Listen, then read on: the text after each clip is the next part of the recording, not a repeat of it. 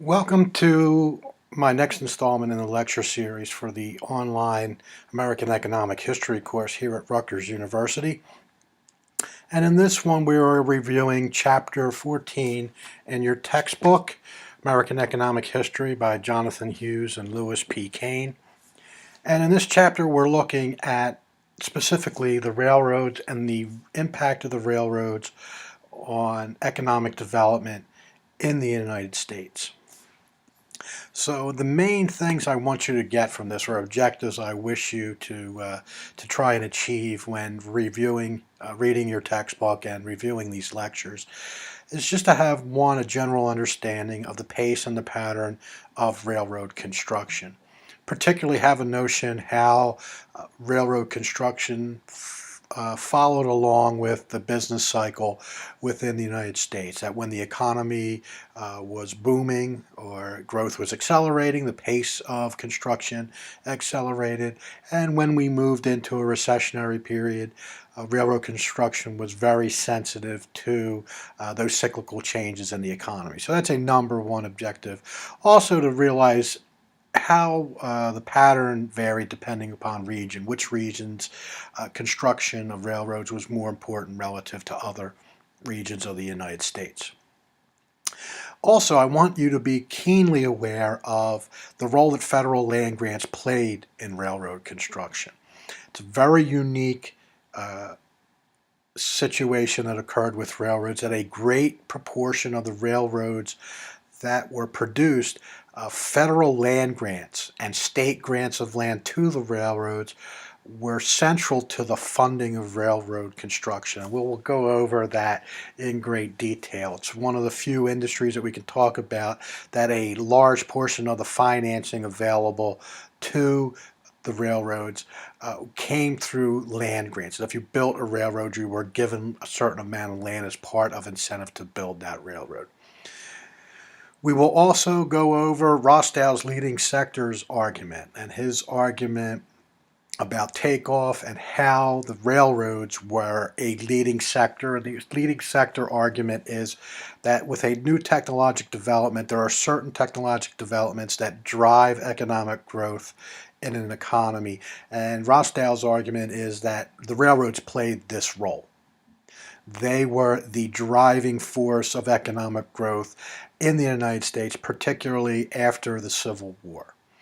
We will also take a look at the work of FOGEL and FISHLOW, who critically look at Rostow's argument of how important the railroads are, and in essence undermine that argument, that the leading ideas of the time were that the railroads were central to the economic development and the pace of growth in the economy of the United States in the postbellum period. And FOGEL and FISHLOW undermine this by taking a look at the impact that the railroads had on other industries to try and see if this argument holds water. And also taking a look at how important the railroads were in terms of taking a look at if the railroads hadn't have been built, what would the economy have looked like in the United States? How would it have been that dramatically different?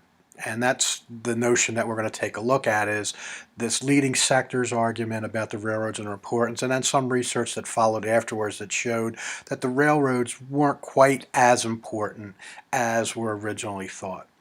We will also take a look at how the railroads were structured and how the fact that they managed to have market power in certain areas of transport and how that affected their pricing strategies. Particularly if you have market power and you have monopoly power in certain regions, how that pricing varies from perfect competition, and how the railroads engaged in strategies where they tried to enhance their revenues and enhance their profits by different pricing strategies. And then finally, we will take a look at, because of these pricing strategies that the railroads engaged in, there was a bit of resentment that was built up, particularly in the Midwest, with farmers who felt that the pricing strategies were unfair, and they actively agitated for the regulation of railroad railroads, particularly the pricing of railroads. And the state stepped in and did this, and then the implication that the states were regulating the railroads and whether or not that was appropriate under the Constitution, whether or not that was the domain of the federal government. So we have quite a bit to go over with this one. I think it's very important because, number one, the railroads were the first big businesses that we see. The largely, the highly capitalized in the form of workforce, etc. When we start talking about the development of big business in the United States, the railroads are the starting point, the jumping off point. We're talking about big business. Just as an overview, and as we know today, the railroad industry in the United States is not in very good shape. Amtrak gets large federal subsidies to stay in business. Some people argue that those subsidies should go away, but the railroad business is not as important or as strong as it used to be. So realize that railroads were very strong going all the way up into World War I, roughly the late 1900s. And since then, they've been very much in a precarious position, financial position. Realized that during World War I, they were actually nationalized. The federal government took over control of the railroads. So you can understand the importance of railroads, even going up into World War I, that it was deemed so vital to national defense and the fighting of the war effort that the government felt that they had the right and the need to nationalize the railroads on national security grounds.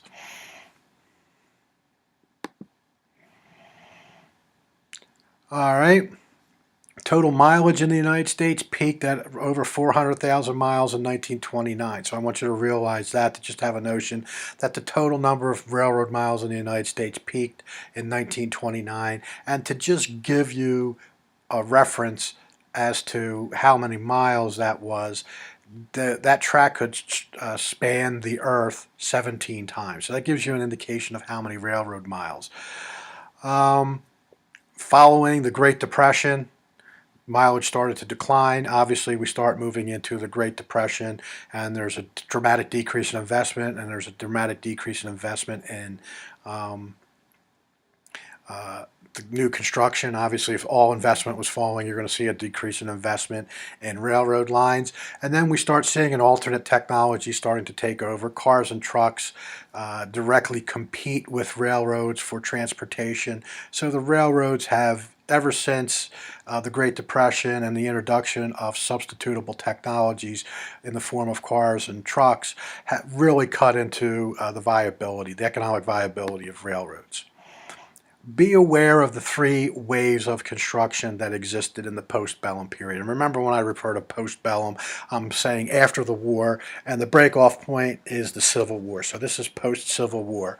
The major waves of construction were 1868 to 1873, 1879 to 1883, and then 1886 to 1892. So just be aware that there were three main waves.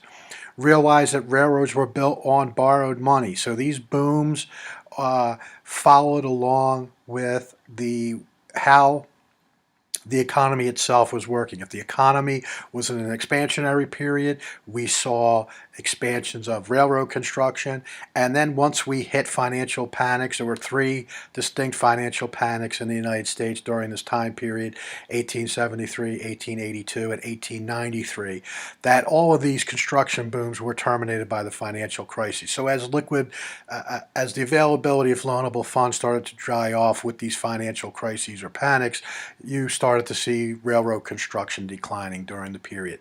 So make sure you're aware of how closely railroad construction followed along. It was pro-cyclical, as economists would say. It moved with the economy. When the economy was expanding, railroad construction expanded, and then once the economy started to contract, you started to see a contraction of railroad construction.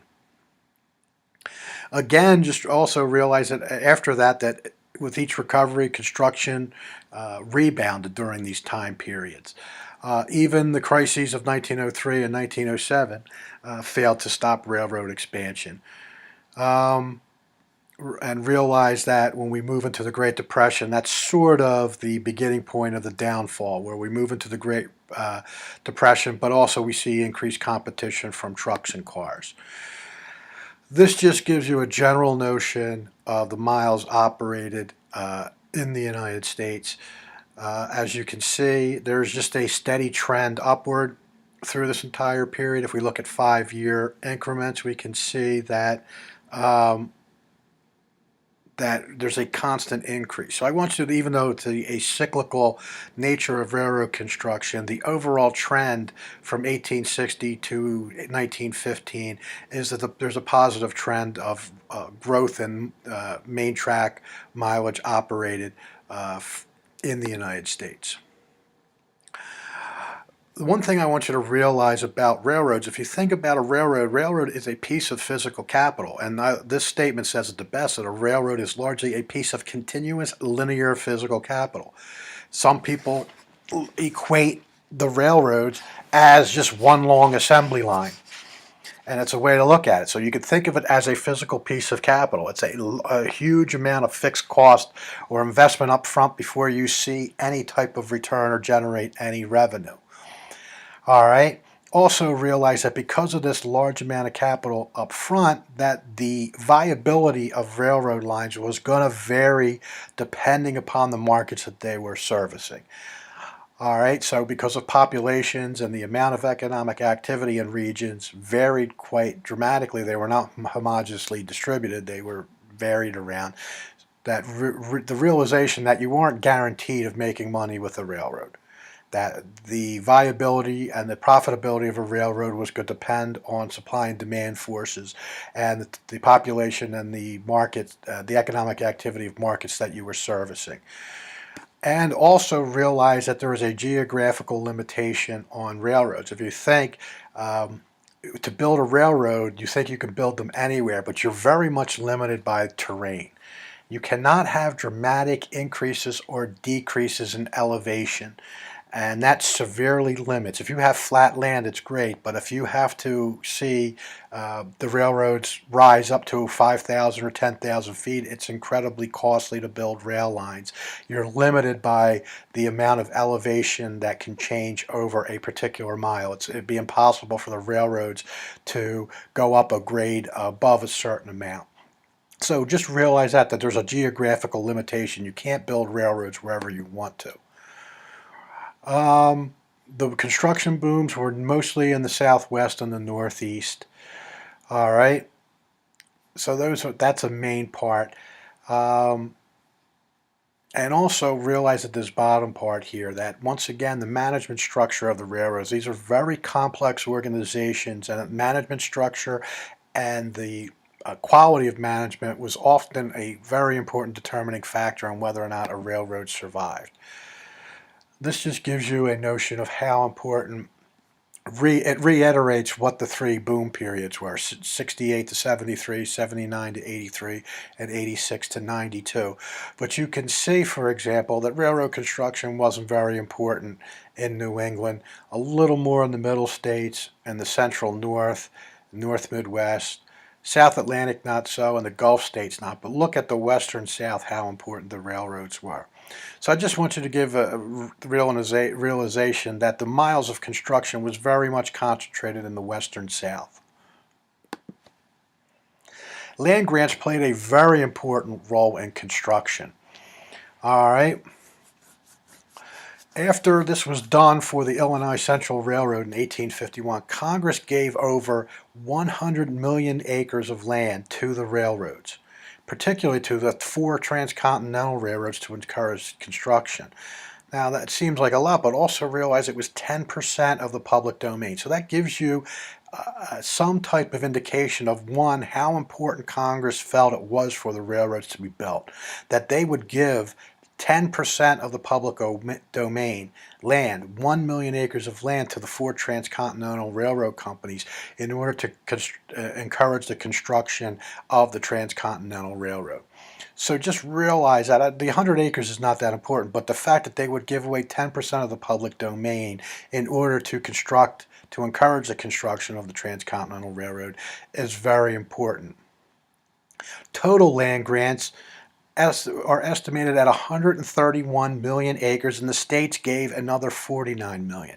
So roughly 13% of the public domain was given away to the railroad. I don't say given away, or was given to the railroads to help facilitate construction. So you can understand uh, how important the use of land grants in financing the railroads, because you can remember, if you think about it, that land is now given to the railroads. When they borrow money, now they have collateral to use in order to raise money. They can sell the land, or they can issue bonds upon the land that they're given. So this, in essence, it's a transfer of the public wealth to private entities, but it gives them assets that they can either sell to raise revenues to build the railroads, or two, it gives them collateral that they can use when they borrow money. So you can see that linking the nation via rail was considered to be of vital importance. Otherwise, Congress and the states would not have given away so much land to the railroads in order to help encourage the construction of railroads. I wouldn't be too worried about the land grants. Tend to be in areas where most of the mileage was added. Some argue that the subsidies for this might not have been the most efficient kind of subsidy, that there are different types of subsidies that could have been given to the railroads that would have been more effective in financing the railroads. But the thing you have to remember is, what did the federal government have a lot of? It had a lot of land. All right? So it had a lot of acreage of land to give away. So it was a resource that it had in abundance. And since the government wanted, the federal government and the state governments wanted to facilitate railroad construction, this was a resource that they had a great supply of, and it was amenable to just transferring them to the railroads themselves. This just gives you an indication of the federal land grant railroads. Here are the main ones, and here's the land grants that are associated with that.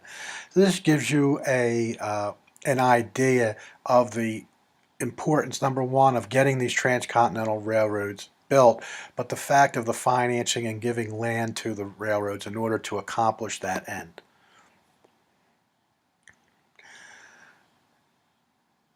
Railroads and economic growth. What we're going to take a look at here is what role the railroads played in the economic growth of the United States economy. And Robert FOGEL,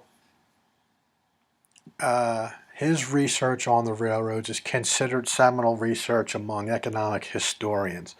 And he took a quantitative approach to the railroads, and this was followed by Albert FISHLOW. So remember FOGEL and FISHLOW as the two main authors related to growth in the role of the railroads in the economic growth of the United States, but also realize that they sort of undermine the argument of how important the railroads are. They argue that the railroads are still important to economic growth, but they state it's nowhere near as important as historians had placed it in the past.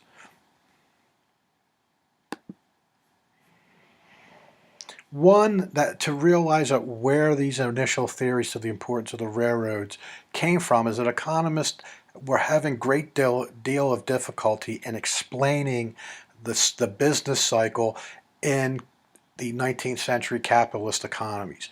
Why were we seeing such dramatic increases in production followed by periods of depression? So economists were trying to explain the cyclical nature of growth that was occurring during this time period. So, and one of them was the argument of these different leading sectors in the economy, that they sort of drive economic growth. Well, the people that were talking about these cyclical patterns in capitalist nations in the 19th century came up with all kinds of factors to try and predict why there was these boom periods followed by depressions. Some of them included sunspots.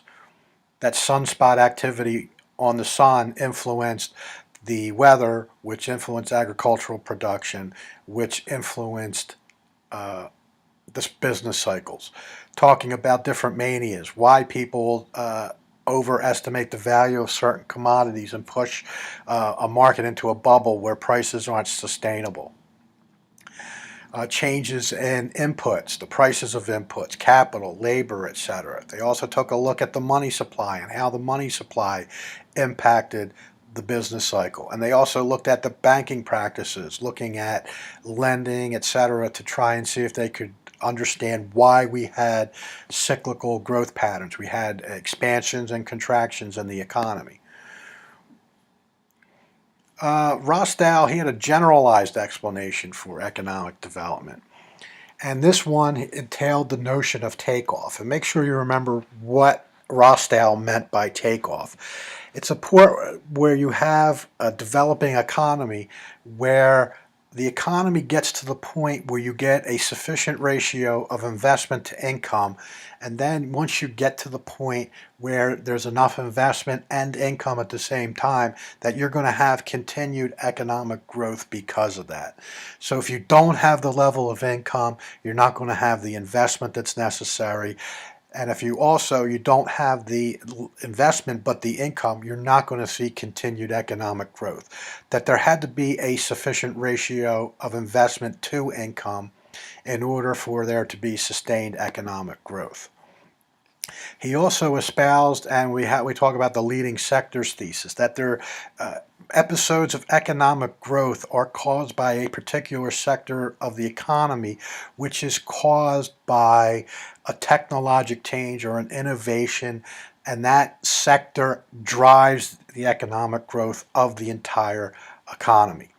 All right. For example, some people, if you use this hypothesis of a leading sector, could say that much of the economic growth that occurred in the 1900s and the 2000s was due to the fullest exploitation of computer technology.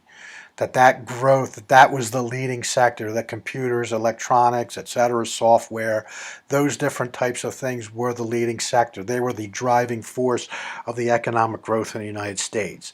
Back then, the argument was that the leading sector was the railroads, that the railroads were literally the engine that was driving economic expansion in the United States, and that this takeoff that actually occurred prior to the Civil War, and then the benefits of that and the continuation of that post-Civil War is why we had the level of expansion that we saw in the economy. And the reason why they underpin railroads' importance because there are so many subsidiary industries related to the railroads. Iron. You got to use a lot of iron to put those rails down. You need labor, right? You got to hire a lot of people in order to build those railroads. You got to have fuel in order to run those railroads. So the iron industry, labor is going to benefit from increased demand.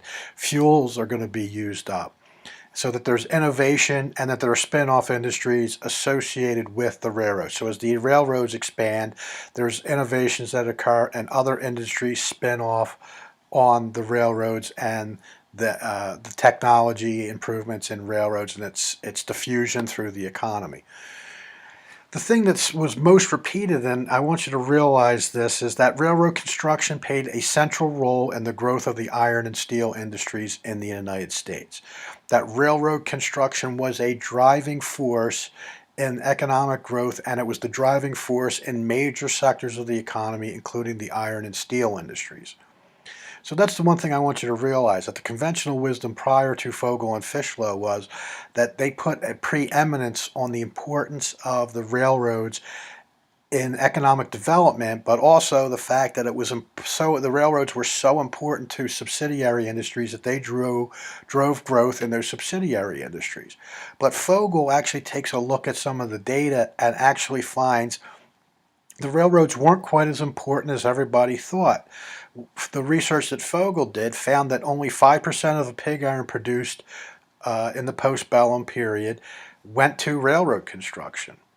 So the notion that the railroads were a driving force in the economy and driving growth in other industries, well, if the railroads went away, 5% of iron production went away. You still would have had 95% of the pig iron production occurring for other uses. So the railroads were not that important to the iron industry as originally were thought.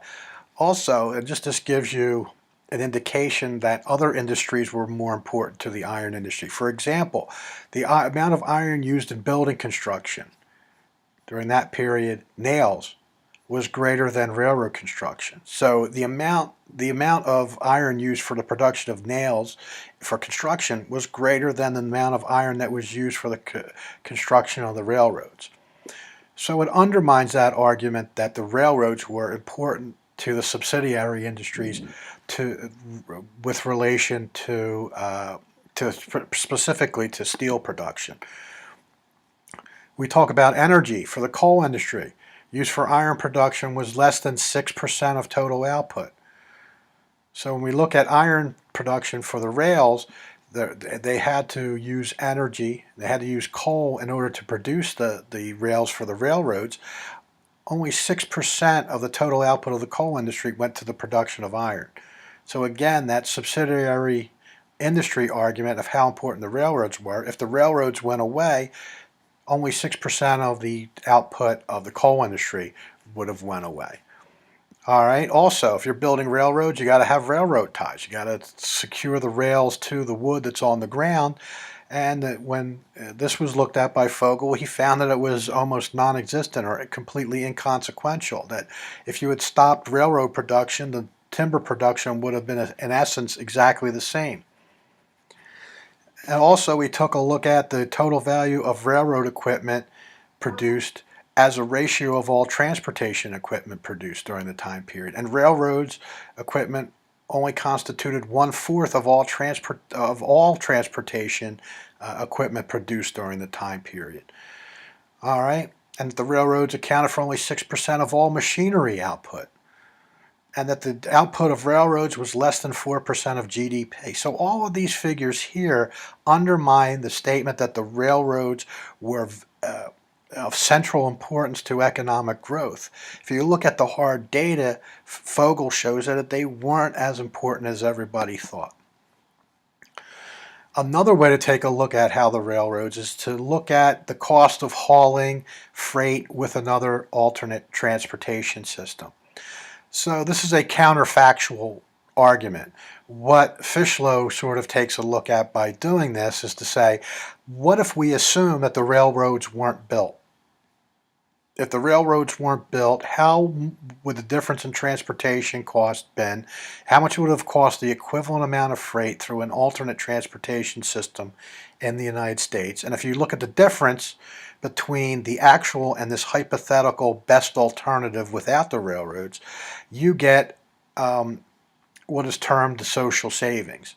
What was the benefit generated by the railroads compared to an alternate, plausible alternative transportation system? So it's an interesting way of looking at it. You're setting up a counterfactual argument. You're saying here's how the economy existed with the railroads. How would it have looked differently if the railroads didn't exist and we had an alternate transportation system? So one of the arguments that the importance of railroads wasn't that great is that freight costs by water are much lower than they are over land. It's historically always been the case, even well before the railroads with canals, etc. So a portion of the benefit of the railroads would have been offset by the fact that water transportation costs were much lower. But then you have to add in haulage by wagon, transshipment, reduced navigation by season. For example, when rivers freeze over or canals freeze over, you can't use those canals, so where you could use the railroads. And this says 1959, and let me change that because that should be 1859. Apologies for that mistake once again. Let me save that. And he estimates that the savings accrued because of the fact that the railroads existed was roughly 4% in 1859 and close to 5% in 1890. So what he posited here is that the transportation costs in the absence of the railroads would have only been 4 to 5% higher, again undermining the notion that the railroads were of central importance to economic growth in the United States. So Fogel and FISHLOW sort of undermine that, but I want you to realize also that doesn't completely debunk the notion of how important the railroads are. Remember, one industry representing 5% of GNP or GDP still is very important. Matter of fact, that there is no industry today that accounts for anything approaching 5% of total GDP or GNP. All right, so realize that it was still vitally important. Also realize that the railroads were the first large-scale enterprises. These are the first big businesses and the inherent management problems that existed. So they are important from that perspective also. That when we talk about the emergence of big business, this is started with the railroads that existed. They were vitally important to the securities markets and the capital markets in the United States. Vast sums of money that had to be raised in order to build the railroads. And so this is their importance to the development of capital markets and securities markets in the United States is very important. All right. So make sure you realize that even though the initial argument was that the railroads were of central importance to economic growth, and Fogel and FISHLOW undermine it, realize that they don't completely destroy the argument, that there is still evidence that the railroads were very important. It's just that they weren't as important as was originally posited by historians. All right, now we start seeing that as the railroads get bigger and bigger, we start to see increased desire on the part of the public for there to be increased regulations on the railroads. What was the rationale for this? Well, the railroads were created by the government. They were publicly licensed, and through the power of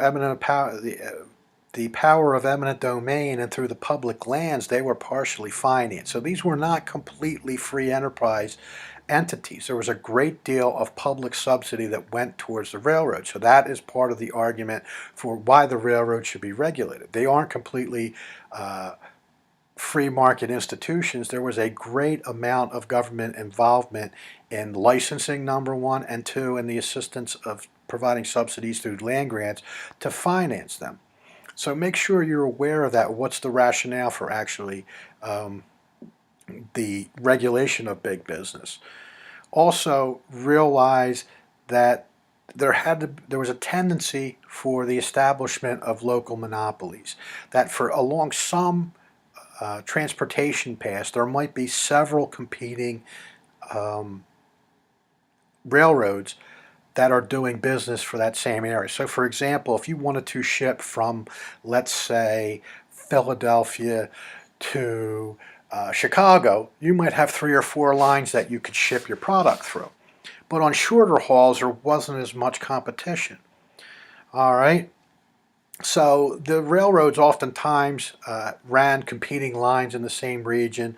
They ended up fighting rate wars where they kept consistently undercutting each other's prices, which was hated by managers. So they went through a period of consolidation in order to establish the monopolies. They also engaged in different strategies in order to maintain revenues. All right, from an oligopoly perspective, a lot of times they would engage in rate fixing, where they would agree to set prices at a certain level and not to compete against one another. All right, so if you and I were competing against each other, or 2 or 3 of us were competing, we would sit down and say, listen, these rate wars are killing us. For the freight rate between Philadelphia and Chicago, we should stop lowering it. Let's set it at a higher rate, and we won't deviate from that rate. So they would agree to fix prices between a particular region and not compete with one another. They might engage in price discrimination. If they had monopoly power in a particular region, they might charge whatever the individual, or try to charge the highest they possibly could pay to different individuals. So price discrimination or rate discrimination means that you're going to charge different rates to different people depending on their ability to pay and the level of competition.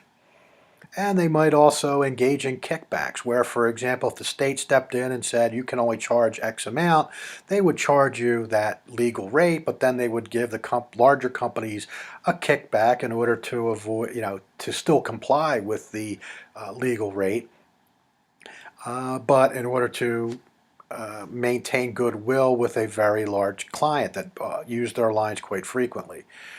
But in the notion of the public, this was not considered to be fair. All of these techniques for increasing revenues and profits was not considered to be fair by consumers.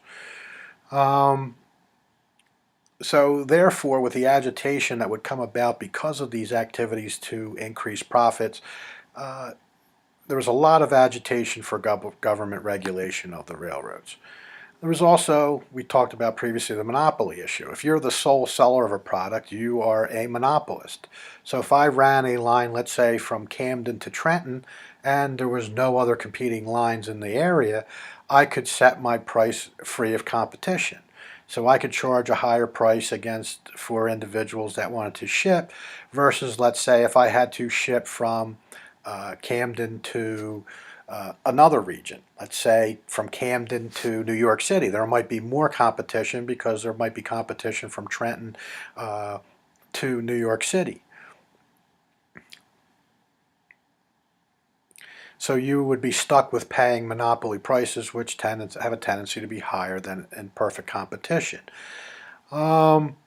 Also, that we talk about perfect discrimination of a monopolist. Realize I've posted another video that goes over the graph of this and shows the issues related to pricing and output between a monopolist and perfect competition, the welfare impact on consumers, and then the issue of if a railroad could effectively price discriminate. So make sure you look at that video. It's called Railroad Pricing. It goes over the economics of those issues and explains the welfare effects associated with them.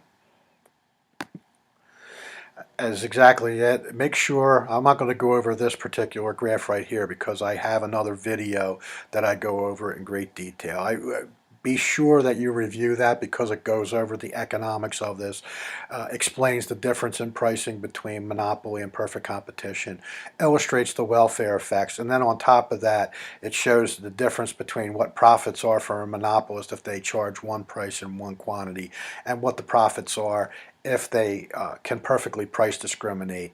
Shows you what the profit levels are if the monopolist can engage in price discrimination and how their profits could be higher. Make sure you understand also what price discrimination is charging different prices, but these different prices do not reflect differing costs. If I charge a different price to somebody that's reflected in the fact that it's cost less or it costs more, that's not price discrimination.